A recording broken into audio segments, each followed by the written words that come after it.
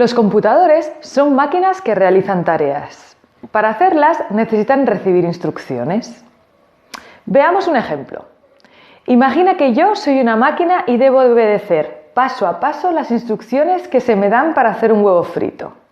Le hemos pedido a varias personas que nos den estas instrucciones. Veamos cómo funcionaría. Para hacer un huevo frito necesitas un huevo, una sartén, un poco de aceite. Lo primero que tienes que hacer es prender la sartén, echar un poco de aceite, luego romper el huevo.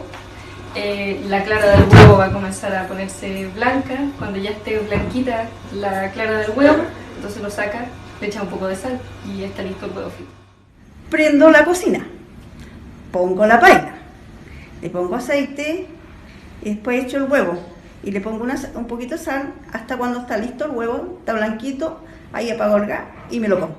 Caliento, pongo aceite en el sartén, lo caliento, pongo el huevo, rompo un par de huevos, lo doy vuelta y le echo sal. Bueno, para hacer un huevo frito, lo primero que tenemos que hacer es sacar el huevo de la nevera, luego poner a calentar el sartén. Una vez que tenemos caliente el sartén, tomamos el huevo, lo partimos y lo ponemos en el sartén. Luego lo batimos y una vez que esté cocinado lo sacamos del sartén. Como ves, dar instrucciones a una máquina no es nada sencillo. De hecho, las máquinas no entienden instrucciones si no son claras, específicas y no ambiguas. Y nosotros los humanos no estamos acostumbrados a hablar así. Para programar debes empezar a practicar cómo dar instrucciones claras, específicas y no ambiguas. Por tanto, sabiendo esto, veamos cómo pediríamos a una máquina que haga un huevo frito. 1.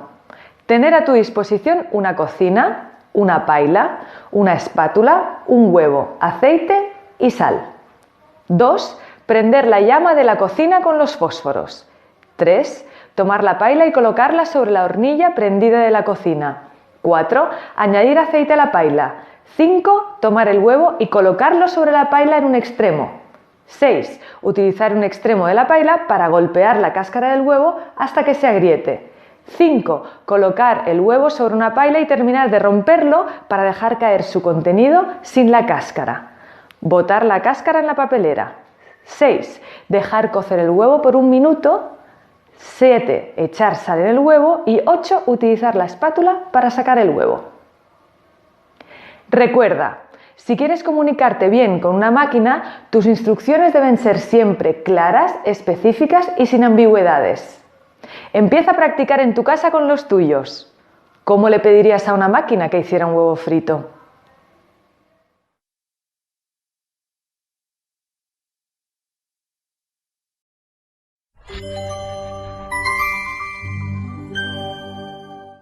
¿Te has preguntado alguna vez cómo nos entiende un computador? ¿Será magia? No, nada de eso. Nuestro computador nos entiende porque tenemos programas que nos permiten hablar con él. ¿Y cómo lo hacemos?, os preguntaréis. El computador necesita instrucciones claras y precisas para ejecutar lo que queremos. Para ello necesitamos comunicarnos con él. Y esto lo hacemos gracias a los lenguajes de programación. Pero para entender esto un poco más, veamos cómo nos lo comunicamos nosotros, los humanos. Los humanos nos comunicamos gracias al lenguaje, es decir, un conjunto de símbolos y sonidos que tienen un significado para nosotros. Esto es lo que se denomina la sintaxis y la semántica. El conjunto de símbolos que forman nuestro lenguaje es la sintaxis y el significado de estos es la semántica. Por ejemplo, si yo me fuera a China, debería poder conocer los símbolos y su significado, y si no, no podrían entenderme. Pero veamos exactamente cuáles son los elementos que conforman este proceso de comunicación entre humanos. En el proceso de comunicación intervienen varios elementos. Tenemos, por ejemplo, un emisor, que es quien transmitirá cierta información. Esta información se denomina mensaje. El mensaje lo recibe el receptor. Si el mensaje está codificado en un lenguaje que el receptor entienda, el mensaje se recibirá. Es fácil ver esto cuando hablan dos personas. Yo hablo contigo y tú, si sabes español, me entiendes. Pero ¿qué pasa cuando ponemos como receptor a un computador? Pues bien, el computador no entiende nuestro lenguaje, pero sí entiende un lenguaje binario basado en unos y ceros. En este lenguaje, el computador entiende impulsos de corriente, donde 0 es que no pasa corriente y el 1 pasa corriente. Sería como encender y apagar una lámpara. Pero nosotros, los humanos, no sabemos comunicarnos con ceros y unos. Por eso hemos tenido que inventarnos programas que nos permitan comunicarnos con el computador. Una de las primeras en empezar a pensar este tipo de lenguajes fue Ada Lovelace. Ada era una noble que nació en 1815 y fue hija del famoso poeta Lord Byron. Ada era matemática y durante su vida trabajó sobre todo con la idea de la máquina analítica. En realidad era una propuesta de un conjunto de instrucciones pensadas para que una máquina resolviera problemas matemáticos. Ella comparaba su máquina analítica con una máquina de tejer. Una dibuja flores y bordados y otra resuelve o dibuja dibujos algebraicos. Ada se considera una de las primeras programadoras de la historia y a partir de sus ideas se establecieron los primeros principios de los lenguajes de programación. Pero lo que consiguió Ada fue un principio de una gran variedad de lenguajes. El origen de estos lenguajes reside en la necesidad de crear códigos sencillos que podamos manejar nosotros, los humanos, para comunicarnos con el computador. Pero lenguajes hay varios y muy variados y han evolucionado con el tiempo, por eso se organizan en 3 generaciones. Veamos un poquito más sobre estas generaciones. La primera generación es la que se denomina también lenguaje máquina o código máquina. Es el lenguaje que interpreta directamente el computador, ceros y unos. Recordemos que 0 significa no pasa corriente y 1 pasa corriente. Este es el único lenguaje que el computador entiende. Sin embargo, se trata de un lenguaje muy complejo para programar para los humanos. Imagínate, yo no sé hablar en ceros y unos, ¿sabes tú?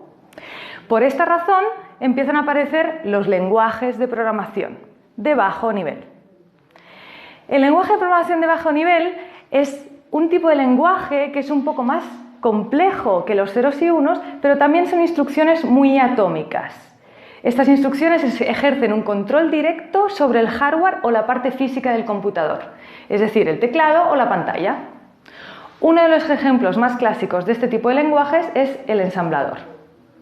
Sin embargo, estos lenguajes siguen siendo bastante complejos para utilizarse como base para la programación y por eso se empiezan a utilizar los lenguajes que se denominan de alto nivel. Estos lenguajes surgen alrededor de los años 50 y es el tipo de lenguajes que se caracteriza por codificar las instrucciones para un computador de la forma más parecida al lenguaje humano, es decir, a lo que nosotros estamos acostumbrados. Por ejemplo, este tipo de lenguajes de alto nivel utiliza palabras como if, que en inglés se utiliza para expresar condiciones, o for, que en inglés significa utilizar para repetir varias veces.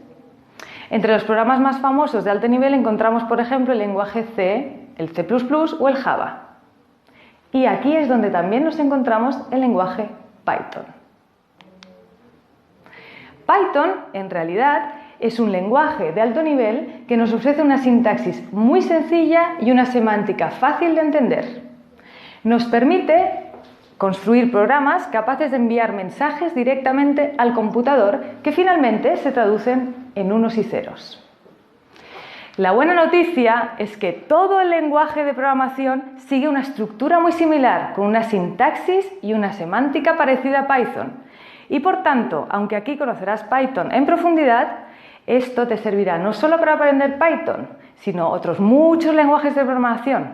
Serás mucho más rápido. Solamente deberás comprender su sintaxis y su semántica.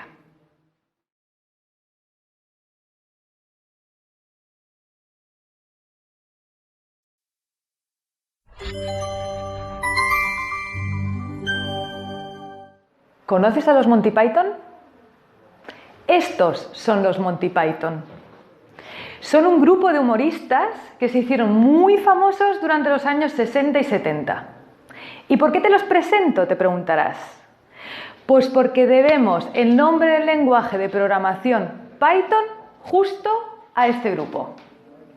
Y es que Guido van Rossum, el creador del lenguaje de programación Python, era un gran fan de estos humoristas. De ahí su nombre. Pero veamos un poco más sobre este lenguaje y sus características. El lenguaje de programación Python es un lenguaje, como habíamos visto, de alto nivel. Es decir, un lenguaje que trata de parecerse lo más posible a nuestro lenguaje natural, al lenguaje de los humanos. De hecho, una de las características que lo han hecho tan famoso es justo su simplicidad. Se parece tanto a la forma que tenemos de expresarnos que resulta súper fácil entenderlo y aprenderlo. Pero hay dos características que justo hacen Python también uno de los lenguajes más interesantes actualmente. Python tiene principalmente dos características. Una es ser multiplataforma, es decir, que los programas creados en este lenguaje se pueden funcionar o interpretar en cualquier sistema operativo. Ya tengas Windows, Apple o Linux, podrás ejecutar este tipo de programas. Y por otro lado, es que se trata de un lenguaje multiparadigma. Esto lo que quiere decir es que soporta más de un paradigma de programación, o lo que es lo mismo, que soporta distintos estilos de programación y puede utilizarse para cualquier tipo de programa. Por ejemplo, podríamos utilizar el lenguaje Python para hacer justo lo que hace una calculadora. Sumar, restar, dividir, cálculos súper sencillos. También podríamos utilizar Python para hacer justo programas de todo tipo. Páginas web de cualquier tipo, tiendas online, páginas web de búsqueda, todo lo que queráis. Además, también sirve incluso para controlar, por ejemplo, los movimientos de un robot. Con Python podríamos hacer algoritmos complejos para que el robot se moviera a nuestro gusto. Y también sirve, o últimamente se está utilizando, sobre todo para data science, para hacer programas muy sofisticados que nos permitan analizar grandes datos, como por ejemplo los millones y millones de datos que se recogen en los centros científicos astronómicos, como por ejemplo el Observatorio ALMA de Chile.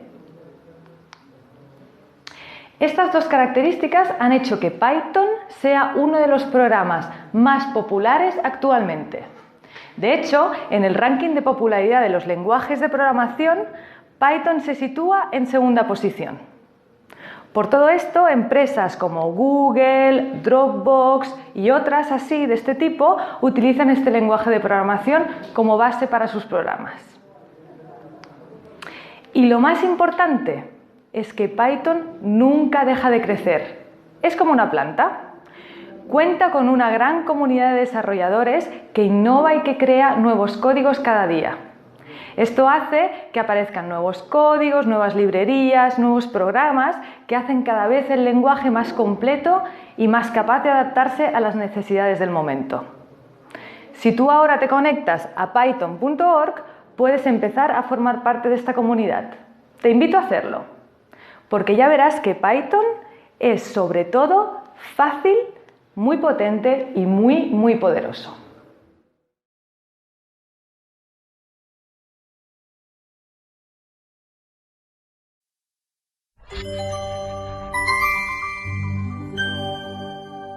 Vamos a empezar a poner las manos en la masa. Hoy empezaremos a programar en Python. Lo haremos empezando con algo muy sencillo. Cómo utilizar Python como una calculadora.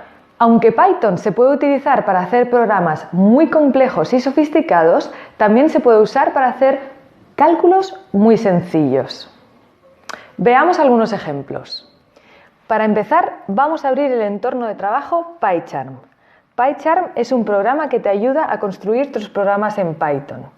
Veamos a ver, nosotros lo tenemos en el escritorio, lo abrimos y aquí veremos la primera pantalla. Lo primero que debes hacer es abrir el programa PyCharm y seleccionar Create New Project o Crear nuevo proyecto. Creamos un nuevo proyecto y le llamamos crear. Para cambiar el título vamos aquí arriba, a la parte superior, y le ponemos mi primer proyecto. Y le damos a Create.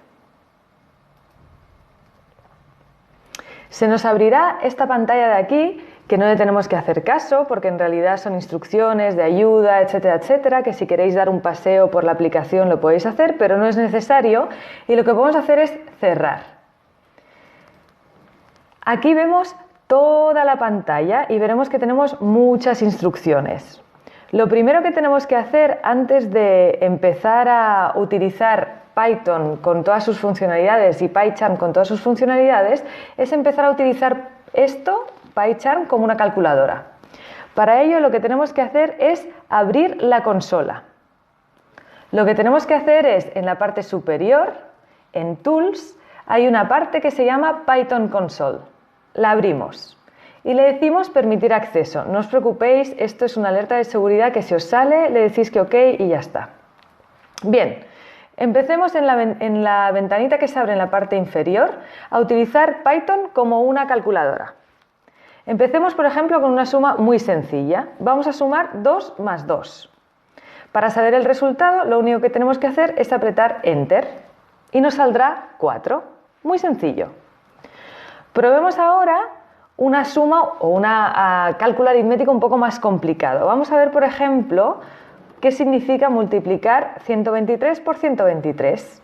La multiplicación se hace con un asterisco y te sale el resultado. En algunos casos nos va a interesar almacenar valores en un nombre de variables. Las variables serán muy útiles para repetir cálculos continuamente sin necesidad de escribir todo el cálculo siempre. Vamos a ver un ejemplo. Vamos a imaginar que queremos poner una variable que se llama x y le vamos a dar valor igual a 2. Apretamos Enter. Ahora la y le vamos a dar el mismo valor, igual a 2. Y le damos Enter. Ahora vamos a hacer la suma de x más y. Y nos saldrá 4. Esto es lo que teníamos anteriormente, pero ahora imagina que yo, en lugar de darle un valor a x igual a 2, le doy un valor a x igual a 4. ¿Qué creéis que saldrá? Vamos a probarlo. Si ahora hacemos x más 2 de nuevo, hay más y de nuevo, nos va a salir que es igual a 6. Y con esto podemos jugar. Ahora mismo yo podría hacer x por y siempre me saldría un valor distinto, ¿no? Porque yo puedo ir variando todos los valores de la variable tantas veces como quieras. Incluso lo que podría hacer es un res igual a x más y, donde res también es una variable. Y si yo ahora, por ejemplo, pongo res, me dará el valor de res. Puedes ir jugando con variables, puedes ir cambiando el valor de x y y verás cómo te va variando el valor de res. Te invito a probarlo. Ahora te invito a jugar un poco más con nombres de variables y cálculos posibles para que te vayas familiarizando con el uso de Python como una calculadora o Python para realizar cálculos aritméticos.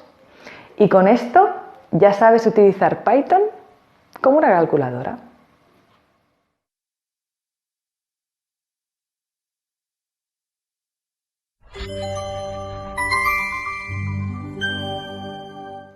Veamos cómo podemos ejecutar un programa escrito en lenguaje Python. Cuando uno construye programas complejos, en realidad lo que está haciendo es preparar a la máquina una lista muy larga de instrucciones. Sin embargo, acordarse de todas las instrucciones puede ser muy difícil y por eso tenemos que almacenarlas en ficheros. Veamos cómo son estos ficheros en Python. Para empezar, vamos a abrir el entorno de trabajo PyCharm. Recuerda que este entorno de trabajo te ayudaba a realizar o programar tus programas en Python. Lo primero que debes hacer es buscar el proyecto que ya habíamos creado. Como ya habíamos creado un proyecto que se llamaba Mi Primer Proyecto, en el menú izquierdo te van a salir todos los proyectos que tengas creados en Python. Ahora vamos al que ya teníamos, que era Mi Primer Proyecto, haciendo doble clic. Se nos abrirá de nuevo la ventanita de ayuda que podemos cerrar si no nos interesa. Y bien, lo primero que vamos a hacer es descargar o abrir un fichero que hemos llamado Mi Árbol de Navidad y que os invitamos a descargarlo en el curso. Para abrir el fichero lo primero que hay que hacer es ir a File en el menú superior y decirle Open, que significa abrir en inglés. Ahí vamos a buscar dónde está situado el fichero, y yo en mi caso lo tengo guardado en el escritorio, y aquí voy a hacer doble clic en el fichero. Verás que en la ventana central te aparece un código. Este código ahora mismo lo vas a ver muy complejo y si te pones a mirarlo no entiendas nada, pero no te preocupes porque al final del curso vas a empezar a entender todo esto. Pero hoy lo que nos interesa es aprender a ejecutar este código. Veamos cómo se hace, es muy sencillo. Te vas a la pestaña de arriba donde pone Árbol de Navidad, clicas con el botón derecho del mouse y te saldrá una lista de instrucciones muy larga. No te preocupes porque no hace falta conocer todo lo que significa esto, simplemente vas a utilizar una de ellas, que se llama Run, que significa correr en inglés. Es para correr el programa. Clicamos sobre Run y ¡tachán! Te aparece el árbol de Navidad. Es decir, este programa tiene las líneas de código necesarias para que el computador te dibuje un árbol de Navidad como el que se muestra en pantalla. Lo que en realidad has hecho es abrir un programa y ejecutarlo o correrlo. Run es la palabra que en inglés se utiliza para decirle al entorno de programación que corra el programa. Mi más sincera enhorabuena, ya has aprendido a ejecutar programas. A lo largo del curso irás aprendiendo cómo hacer tus propios programas, pero de momento ya es un gran paso poder ejecutarlos.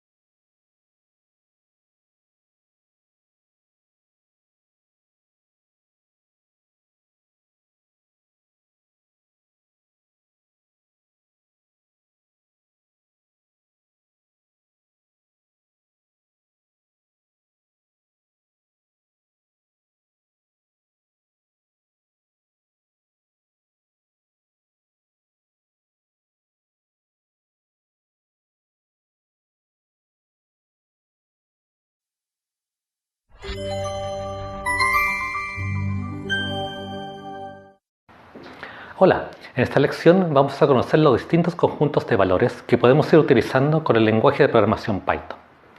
Si bien estos valores o tipos de datos que les llamamos van a parecer bastante sencillos, también son bastante poderosos y nos van a permitir representar todo lo que vamos a necesitar a lo largo de este curso. Primero, tenemos que recordar que queremos usar el computador para que ejecute instrucciones de un programa y luego nos entregue un valor como resultado. Y tanto para entregar datos al programa como para poder manipularlos y obtener resultados de salida, necesitamos que el computador sea capaz de representar y de entender estos valores. Por lo tanto, ahora nuestro objetivo será saber cómo podemos representar estos valores en el computador. Y para eso, primero tenemos que saber qué son los valores que puede representar el computador.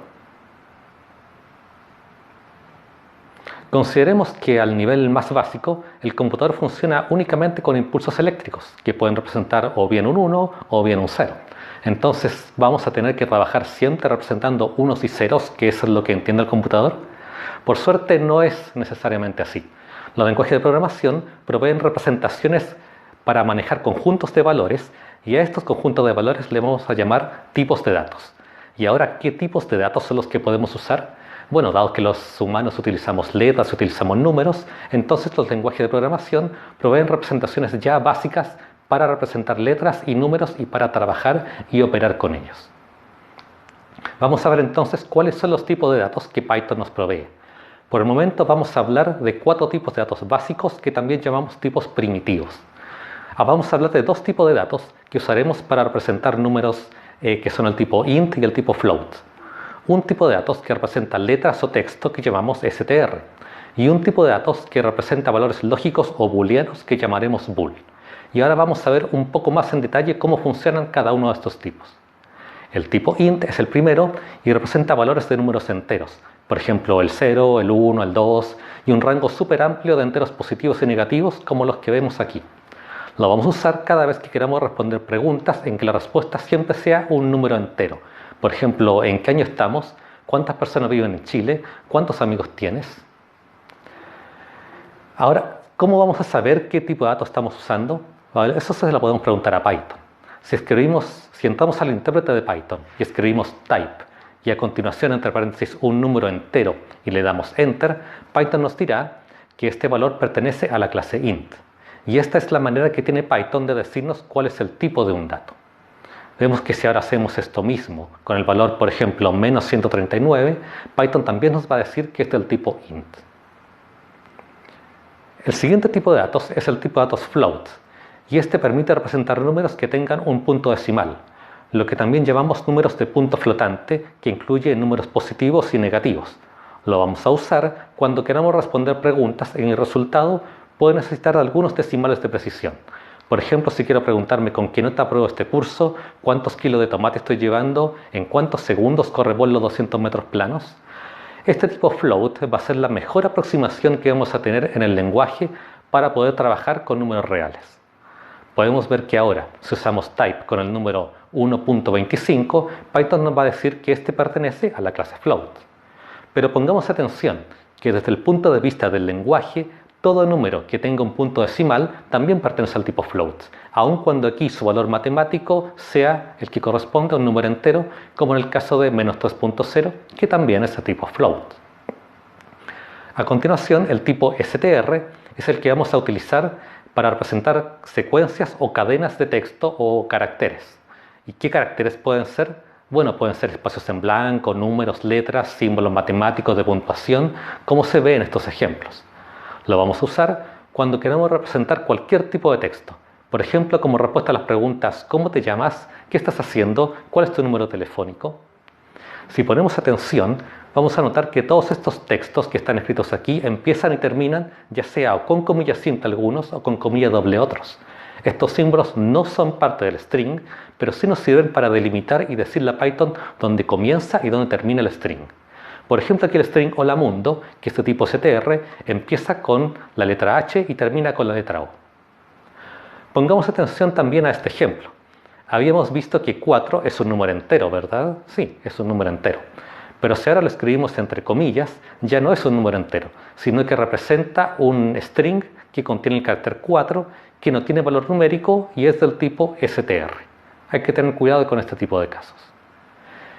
El cuarto tipo de dato básico que veremos será el tipo bool, que es el tipo de datos que representa valores booleanos o de la lógica binaria, la cual se llama así en honor a George Boole, quien fue la persona que desarrolló la álgebra booleana, basada en dos valores de verdad, el valor verdadero, true, o el valor falso, false.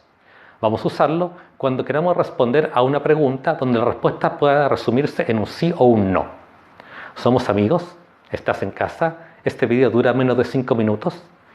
De esta manera, los únicos valores que podemos aceptar en el tipo de dato bool son el valor verdadero, true, y el valor falso, false. Aún así, también tenemos que poner atención en la manera de escribirlo, porque veamos este ejemplo. Recordemos que si le ponemos entre comillas ya no es un tipo bool, sino que pasa a ser un tipo string. Y también tenemos que tener cuidado con las mayúsculas. Tanto true como false tienen una manera de escribirse en que la primera letra es mayúscula. Si no respetamos esto, el intérprete de Python no lo va a reconocer y nos dirá: has cometido un error y lo has escrito de manera incorrecta porque no conozco algo que se llame false. En esta lección, entonces, lo que hemos visto es que cuáles son los tipos básicos de datos que podemos utilizar en Python. Si son números enteros, vamos a utilizar un tipo int. Si son reales, vamos a utilizar float. Si es texto que no tenga valor numérico, vamos a utilizar str. Y si es un valor booleano o lógico que pueda ser verdadero o falso, vamos a escribir bool. Y si no sabemos qué tipo de datos estamos usando, entonces podemos escribir type entre paréntesis y pasarle un valor y Python nos dirá cuál es el tipo de datos del valor que le estamos consultando. Muchas gracias.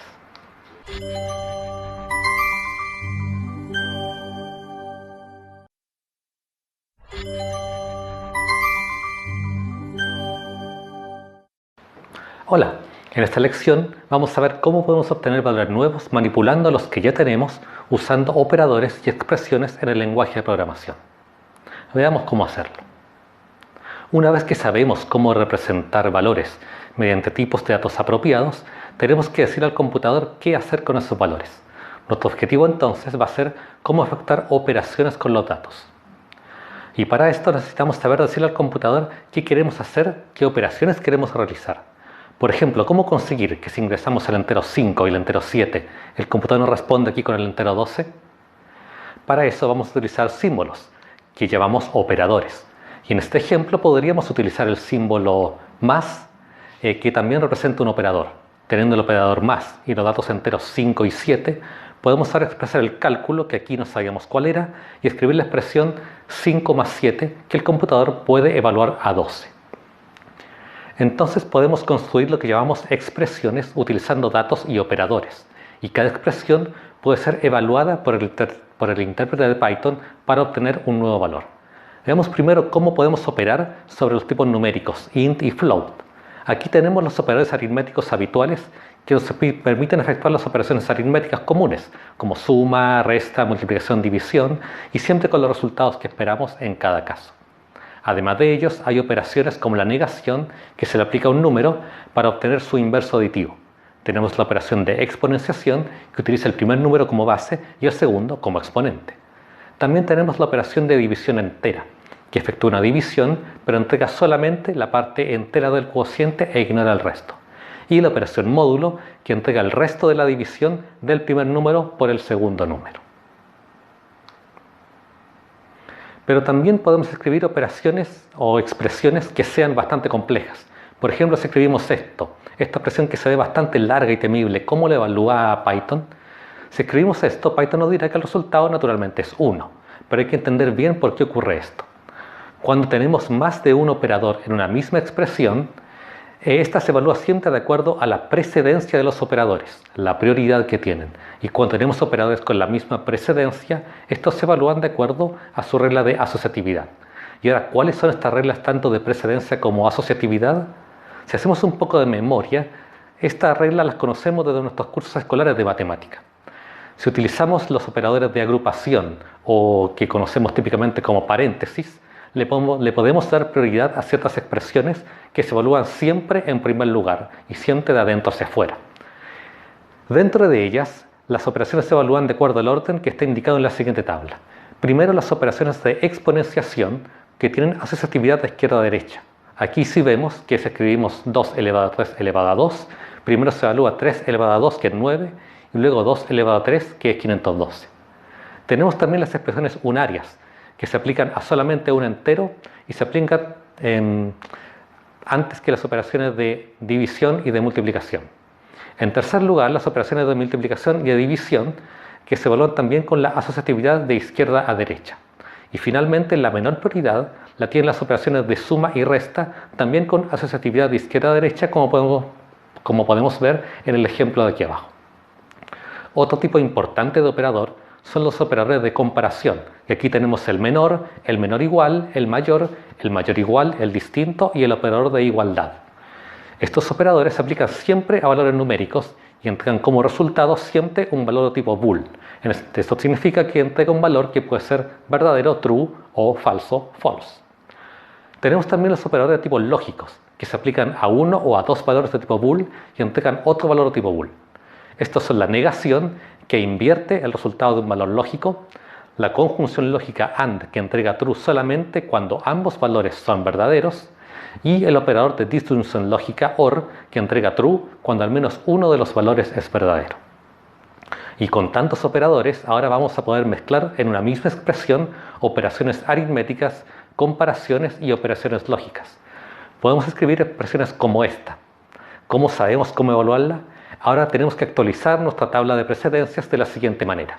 La tabla se ve más grande, pero la parte superior es lo mismo que habíamos visto anteriormente. Ahora podemos notar que los operadores de comparación tienen una menor precedencia que todos los operadores aritméticos. Y de la misma manera, los operadores lógicos tienen un orden estricto entre sí, en que primero se evalúa el NOT, luego se evalúa el AND y finalmente se evalúa el OR. Con todas estas reglas los invito a evaluar la expresión que escribimos aquí y comprobar que al momento de evaluarla en Python aplica las reglas en el orden indicado y obtiene que el valor es true. Entonces, ahora que conocemos los operadores disponibles tanto para valores numéricos como para lógicos, vamos a ver que Python también incorpora operadores para tipos str o tipo string. En este caso tenemos dos operadores. El operador de concatenación, que se aplica a dos strings y entrega como resultado un tercer string que resulta de pegar o de concatenar el primero con el segundo, como en este caso. El operador de repetición, el asterisco, se aplica entre un string a la izquierda y un int a la derecha y entrega el resultado de concatenar consigo mismo el string la cantidad de veces indicada por el entero, como en este caso. Entonces, en esta lección hemos visto los operadores más comunes que tenemos para manipular datos, ya sean numéricos o strings. Python nos provee operadores aritméticos para manipular valores numéricos, operadores para compararlos, operadores lógicos para valores de tipo bool y operadores para manipular valores de tipo texto o strings. Vimos también la regla del lenguaje que nos permiten evaluar expresiones que construimos utilizando cada uno de estos operadores. Muchas gracias.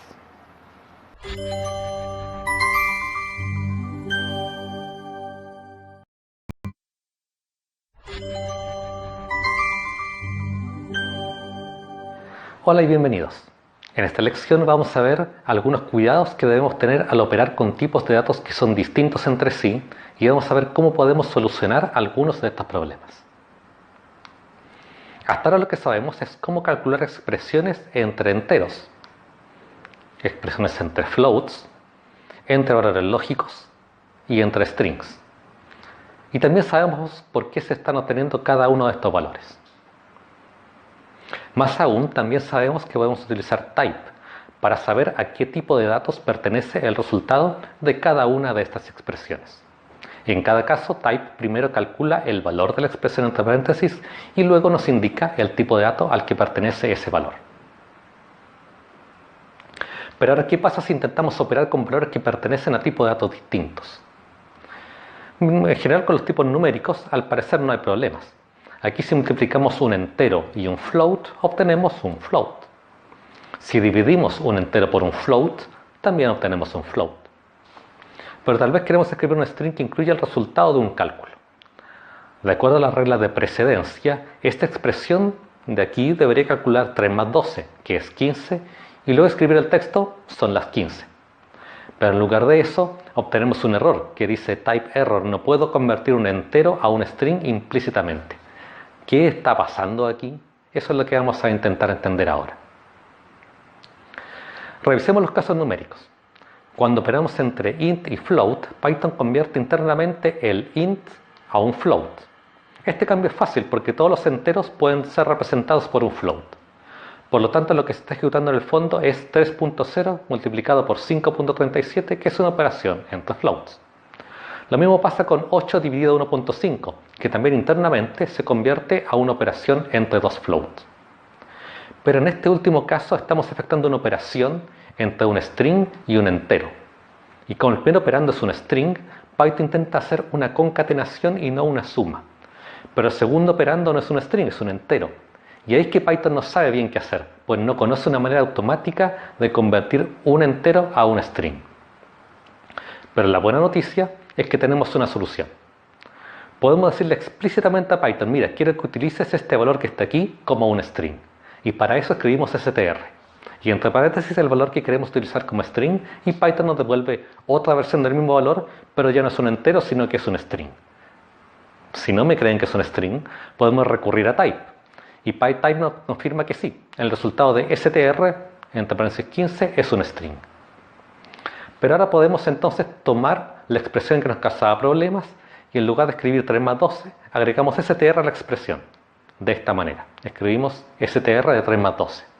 Por lo tanto, ahora lo que Python ve es una concatenación entre strings y nos da el resultado esperado. De esta manera sabemos cómo convertir valores enteros a un string. Pero no solo podemos convertir strings. Para cada tipo de datos podemos anteponer int a una expresión y con eso le estamos diciendo a Python, mira, quiero que este valor que está acá lo utilices como si fuera un int. De esta manera el valor 3.5546 se convierte a 3. Pero también, y esto sí es bastante útil, podemos extraer un valor entero de un string.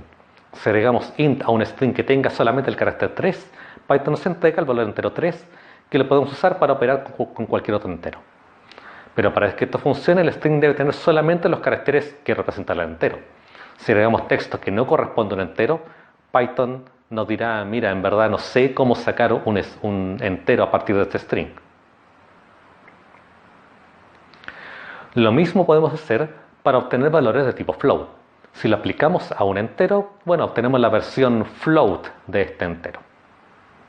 Si lo aplicamos a un string que contenga el texto que representa un float, el texto 3.5, podemos extraer su valor numérico y operar con ese float.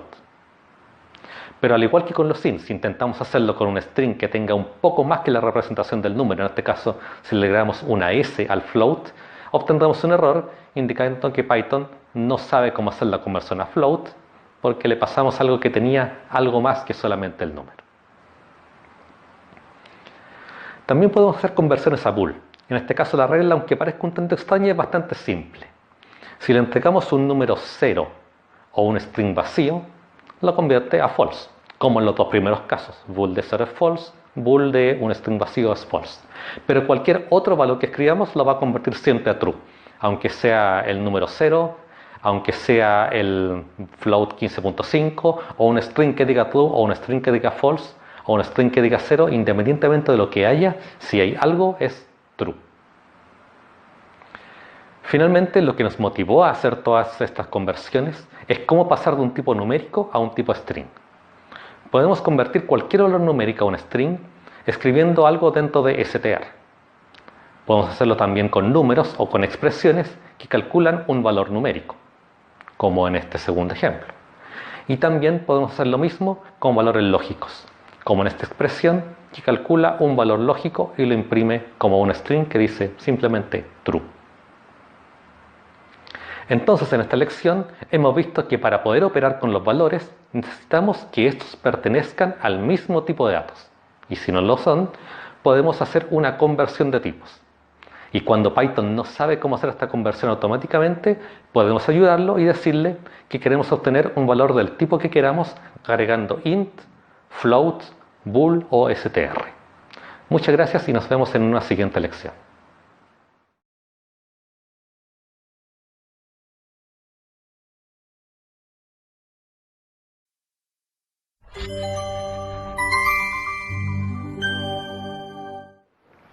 Hola y bienvenidos. En esta lección vamos a ver que para poder escribir programas útiles necesitaremos recordar algunos valores antes de poder operar con ellos. Y para eso vamos a utilizar elementos del lenguaje que llamaremos variables. Entonces, ahora que sabemos calcular valores usando expresiones, podríamos tratar de escribir algo más interesante en Python. Supongamos, por ejemplo, que estamos en un estacionamiento que cobra 200 pesos por hora y queremos saber cuánto hay que pagar. Necesitaremos saber a qué hora llegamos y a qué hora salimos. Supongamos que llegamos a las 14 y que salimos a las 19 y podemos escribir esta expresión que lo calcula, 19 menos 14 multiplicado por 200. Es como si lo estuviéramos haciendo con una calculadora. Pero para escribir 19 menos 14 tenemos que recordar que llegamos a los 14. Y yo no sé ustedes, pero yo olvido rápidamente estos números. Necesitamos entonces que nuestro programa recuerde datos para poder usarlos posteriormente. Y una manera sencilla de conseguirlo será primero asignarle un nombre al valor que queremos recordar y luego dejar que el computador tiene mucha memoria, recuerde los valores por nosotros. A estos nombres les llamaremos variables y cada vez que los usemos, Python utilizará el último valor que almacenemos con este nombre. Entonces ahora usaremos una variable y le pondremos de nombre llegada. Siempre bueno usar nombres que nos ayuden un poco a recordar qué tipo de información estamos guardando. Luego escribiremos el símbolo igual y a continuación el valor 14. Este operador igual, cuidado, no representa una igualdad, sino que es una instrucción que le llamaremos asignación. Y estamos diciendo con esto que vamos a asignar el valor entero 14 a la variable que tiene por nombre llegada. Y lo que es mejor aún, que Python va a recordar bien que cada vez que escribamos llegada, en verdad nos estamos refiriendo al valor 14. Entonces ahora, si no recordamos a qué hora llegamos, en verdad no importa, porque podemos escribir la expresión de esta manera. 19 menos llegada multiplicado por 200. Cuando Python evalúe esta expresión, reemplazará el nombre llegada por el último valor que guardamos en esta variable y nos responderá con el valor correcto. Pero podemos ir más allá. Supongamos que tampoco puedo recordar cuánto es el precio por hora, ya que hace mucho que entré al estacionamiento y ya no me acuerdo. Entonces usaremos otra variable, que le llamamos pesos por hora. Igual noten que no escribimos un espacio, sino que escribimos símbolos de guión bajo. Le asignaremos el valor 200. De esta manera, cuando queramos calcular el precio, usaremos la expresión que dice 19 menos llegada multiplicado por pesos por hora y esto nos entrega el valor correcto. Supongamos que ahora vuelvo a entrar al estacionamiento más tarde y ahora llego a las 20. Por lo tanto, lo que hago es que modifico el valor de la variable llegada y le asigno ahora el valor 20. Además, uso una variable que se llama salida y le asigno el valor 22. De esta manera, la expresión, si ahora escribo salida menos llegada multiplicado por pesos por hora, bueno, Python evaluó la expresión y me da el valor correcto. Pero notemos algunas cosas. La variable llegada posee el valor 20 porque es el último valor que se le asignó. El valor anterior, que era 14, se descartó, lo perdimos. Por otro lado, la variable pesos por hora conserva el mismo valor que tenía al inicio, ya que no hemos vuelto a ejecutar en todo este código ninguna instrucción de asignación sobre ella. Entonces aquí estamos frente a la instrucción que tal vez es la más común que vamos a ver en este lenguaje y tal vez en muchos lenguajes. La instrucción de asignación que se usa de esta manera. Escribimos un nombre en el lado izquierdo del símbolo de asignación y una expresión aquí en el lado derecho. Y cada vez que ejecutamos una instrucción de asignación, lo que hace Python es que calcula la expresión que está aquí en el lado derecho, la guarda en alguna parte de toda la memoria del computador y le pone una etiqueta con el nombre que está en el lado izquierdo. Por ejemplo, cuando ejecutamos la instrucción que dice r igual 5, el computador escribe en alguna parte de su memoria el valor 5 y le agrega una etiqueta aquí al lado con el nombre de la variable. Lo mismo pasa si asignamos el nombre pi al valor de tipo float 3.4159 o el valor de tipo str que diga el área es a una variable de nombre s. Pero ahora si queremos calcular una expresión que es un poco más compleja, por ejemplo area igual pi por r elevado a 2, lo que Python va a hacer que va a ir a la memoria, va a buscar qué es lo que se llama r, qué es lo que se llama pi y va a reemplazar eso en la expresión. De manera que lo que calcula es el valor float que se llama con el valor 78.53795, lo guardo en memoria y le pone una etiqueta con el nombre área. Y ahora escribimos área, pero notamos que el programa no ha escrito nada en la pantalla. Entonces, si queremos recuperar el valor que está guardado bajo bajo el nombre de variable área, bueno, escribimos área, y lo que hace Python va a la memoria, busca el valor y lo escribe en la pantalla. Una característica fundamental de las variables es que siempre podemos reasignar su valor. ¿Qué pasa si ahora queremos cambiar el valor de r haciendo la asignación r igual 12.8? Bueno, Python busca un espacio libre en la memoria, guarda el valor 12.8 y desplaza la etiqueta r a esa nueva posición. De manera que la próxima vez que usemos r en una expresión, Python va a utilizar el nuevo valor 12.8 en lugar del valor antiguo que era 5. Podríamos preguntarnos también qué pasó ahora con el valor de la variable área, porque cambiamos el valor de r. Pero en verdad si escribimos área obtenemos el mismo valor que antes porque no hemos hecho ninguna operación de asignación sobre la variable área.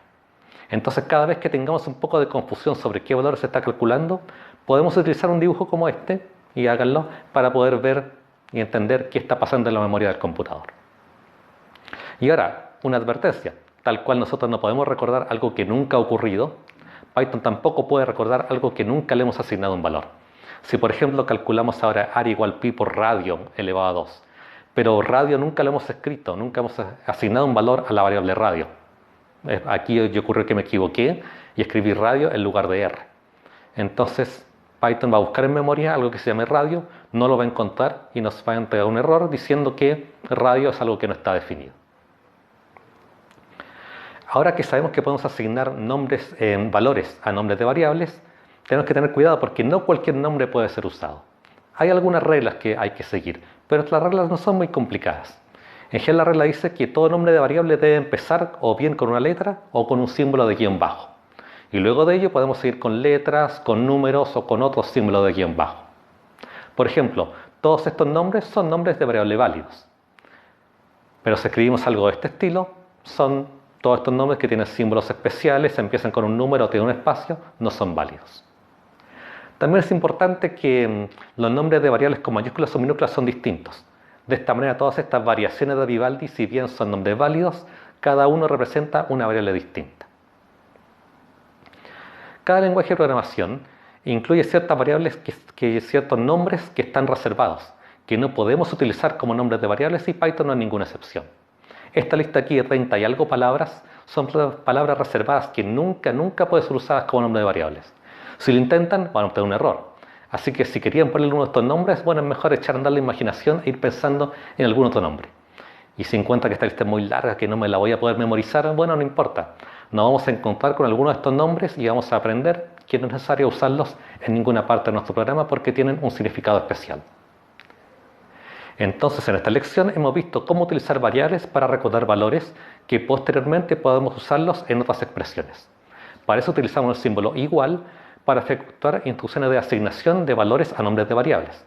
Estas variables pueden ser reasignadas posteriormente para recordar otros valores. Finalmente vimos que los nombres, para poder ser usados, deben cumplir ciertas reglas del lenguaje. Muchas gracias.